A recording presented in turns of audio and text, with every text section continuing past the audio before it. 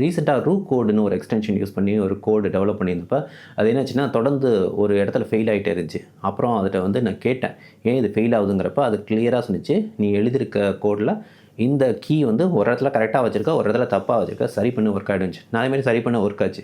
சந்தோஷம் தான். ஆனால் நான் யோசித்தேன், இது எப்படி கண்டுபிடிச்சி இதான் ரைட் கீ, இதான் ராங் கீன்னு என்ன எனி ஜங்க் டேட்டா கூடயும் போட்டிருக்கலாம்ல. அப்போ தான் யோசித்தேன், சரி இந்த ஏபிஐ கீ எதை கூப்பிடுதோ அந்த ஏபிஐ இது இன்டர்னலாக கால் பண்ணி பார்த்துருக்கு. எந்த கீ வச்சு கால் பண்ணால் ஒர்க் ஆகுது, எந்த கீ வச்சு கால் பண்ணால் ஒர்க் ஆகலன்னு கண்டுபிடிச்சிருக்குன்னு நினைக்கிறேன். இல்லை வேறு எந்த விதத்தில் இதை கண்டுபிடிச்சிச்சின்னு தெரியல.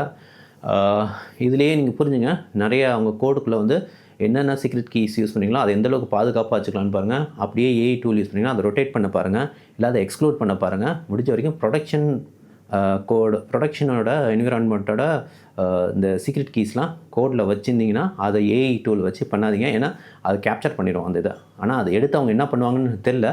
நாங்கள் எதுவும் யூஸ் பண்ண மாட்டோன்னு தான் சொல்லுவாங்க. பட் யாரையும் நம்ப முடியாது.